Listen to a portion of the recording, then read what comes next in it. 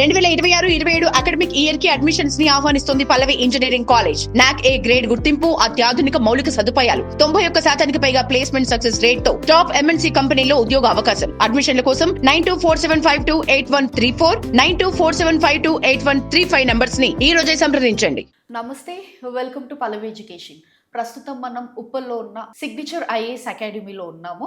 మనతో పాటు ఆర్ఎస్ రెడ్డి గారు ఉన్నారు, డైరెక్టర్ ఆఫ్ సిగ్నేచర్ అకాడమీ. సార్తో మాట్లాడి సివిల్ ప్రిపరేషన్స్కి మెయిన్ ఇంపార్టెన్స్ ఆస్పెక్ట్స్ ఏందనేది తెలుసుకుందాం. సో నా ఫస్ట్ క్వశ్చన్, 2027లో సివిల్స్కి అపియర్ అవ్వాలనుకున్న వాళ్ళు ఎట్లా ప్లాన్ చేసుకోవాలంటున్నారు? 2027లో ఎవరైతే సివిల్ సర్వీసెస్ ఎగ్జామినేషన్ రాయాలనుకుంటారో, అంటే వాళ్ళు ఇప్పుడు గ్రాడ్యుయేషన్ కంప్లీట్ అయిన స్టూడెంట్స్ కావచ్చు, లేదంటే ఫైనల్ ఇయర్లో ఉన్నటువంటి స్టూడెంట్స్ కావచ్చు. సివిల్స్లో మనకి ఫైనల్ ఇయర్లో ఉండగానే ఎగ్జామ్ అపియర్ అయ్యేటువంటి అవకాశం ఉంది.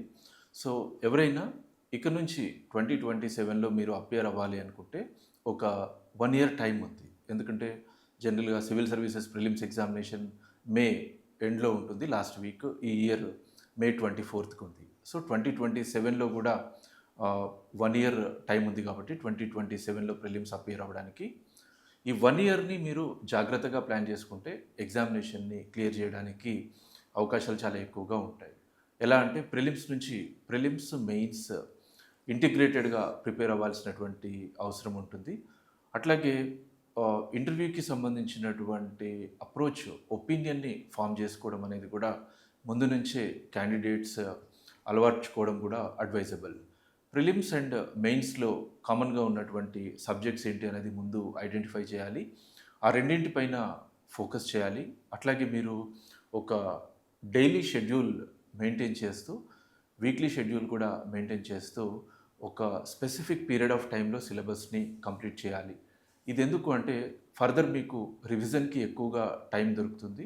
రివిజన్ అనేది మనకి ఎగ్జామినేషన్లో వెరీ వెరీ ఎసెన్షియల్ కాంపోనెంట్ ఈ మొత్తం ప్రాసెస్కి సంబంధించి. అట్లాగే ఆప్షనల్ సబ్జెక్ట్ ఎలా చూస్ చేసుకోవాలి అనేది ప్లాన్ చేసుకొని మీకు నచ్చినటువంటి సబ్జెక్ట్లో మీరు ప్రిపేర్ అయ్యి రాయగలుగుతాం అనుకునేటువంటి ఆప్షనల్ సబ్జెక్ట్స్లో ఏదైనా ఒక సబ్జెక్ట్ చూస్ చేసుకొని దాని ప్రిపరేషన్ కూడా స్టార్ట్ చేయాలి. రెండింటికి ఆప్షనల్ సబ్జెక్ట్ అండ్ జనరల్ స్టడీస్కి టైంని అలొకేట్ చేస్తున్నప్పుడు కొంచెం బ్యాలెన్స్డ్గా వెళ్ళడం అనేది అడ్వైజబుల్. నెక్స్ట్ ప్రాక్టీస్ విషయానికి వస్తే ప్రిలిమ్స్ అయినా కావచ్చు, అట్లాగే మెయిన్స్ అయినా కావచ్చు, ఈ రెండు ఎగ్జామ్స్లో మనం సక్సెస్ అవ్వాలి అంటే ప్రాక్టీస్ చాలా ఎక్కువగా అవసరం అవుతుంది సివిల్స్ లాంటి కాంపిటేటివ్ ఎగ్జామినేషన్లో. సో నా అడ్వైజ్ ఏంటి అంటే స్టూడెంట్స్ ముందు నుంచి డే 1 నుంచి ఎవరైతే ప్రిపేర్ అవ్వాలనుకుంటారో డే 1 నుంచి వాళ్ళు ప్రిలిమ్స్ అండ్ మెయిన్స్కి సంబంధించినటువంటి ఆన్సర్స్ని ప్రాక్టీస్ చేయడం అనేది అడ్వైజబుల్. ఇలా చేయడం వల్ల మీరు ఫస్ట్ అటెంప్ట్లో కూడా ఎగ్జామినేషన్కి చాలా కాన్ఫిడెంట్గా వెళ్ళగలుగుతారు అండ్ సక్సెస్ అవ్వడానికి అవకాశాలు చాలా ఎక్కువగా ఉంటాయి. నెక్స్ట్ కరెంట్ అఫైర్స్కి సంబంధించినటువంటిది, ఇప్పటివరకు జిఎస్ అండ్ ఆప్షనల్ గురించి డిస్కస్ చేశాము. కరెంట్ అఫైర్స్ని కూడా నెగ్లెక్ట్ చేయొద్దు. Civil services prelims, mains and interview మూడింట్లో కూడా కరెంట్ అఫైర్స్కి రిలవెన్స్ ఉంటుంది. మీరు కొంచెం ఫోకస్డ్గా ఉంటే ఈ కరెంట్ అఫైర్స్ ప్రిపరేషన్ కూడా పెద్ద కష్టమేమీ కాదు.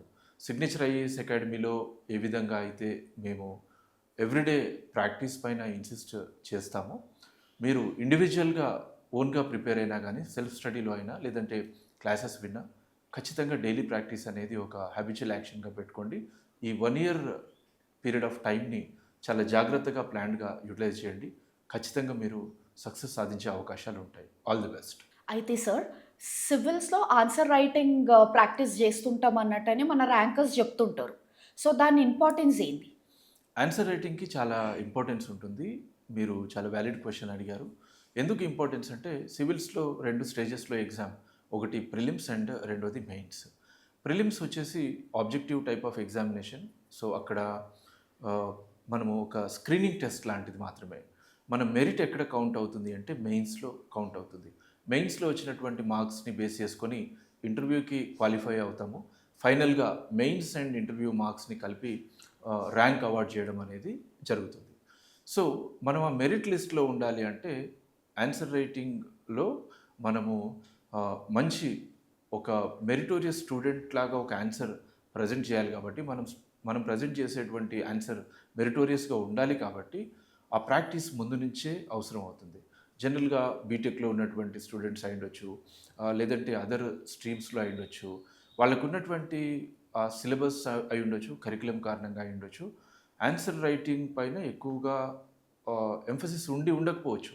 కానీ సివిల్స్లో మాత్రం right from the beginning answers practice చేసి ఉండడం వల్ల మీరు ఇన్ని రోజులు ఏదైతే ప్రాక్టీస్ కోల్పోయి ఉంటారో, 10th తర్వాత ఎక్కువ మంది ఎంపీసీ తర్వాత బీటెక్ ఇలా వెళ్తుంటారు కాబట్టి ఆన్సర్ రైటింగ్ ప్రాక్టీస్ కొంచెం తక్కువగా ఉంటుంది. కాబట్టి సివిల్స్లో ఆన్సర్ రైటింగ్కే ఇంపార్టెన్స్ ఎక్కువగా ఉంది కాబట్టి మీరు right from the beginning practice చేస్తే ఒక 2 to 3 monthsలో మీకు విజిబుల్ ఇంప్రూవ్మెంట్ కనిపిస్తుంది. ఆ తర్వాత మీరు మెయిన్స్లో బాగా పర్ఫామ్ చేయగలుగుతారు. మెయిన్స్ పర్ఫార్మెన్స్ని బేస్ చేసుకొని ఇంటర్వ్యూకి వెళ్ళగలుగుతారు. అలా మీరు అనుకున్నటువంటి గోల్ అది ఐఏఎస్ అయినా, ఐపీఎస్ అయినా, లేదంటే ఫారిన్ సర్వీస్ అయినా, ఇంకొకటైనా ఈజీగా అచీవ్ చేసేటువంటి అవకాశం ఉంటుంది. సో బిగినర్స్ ఎవరైనా ముందు నుంచే ఆన్సర్ రైటింగ్ పైన ఫోకస్ చేయడం అనేది advisable. Sir thank you so much. So విన్నారు కదా, సార్ చెప్పినట్టు ఫాలో అయితే మంచి స్కోప్ ఉంటుంది. మళ్ళీ ఇంకొక ఎపిసోడ్లో కలుద్దాం.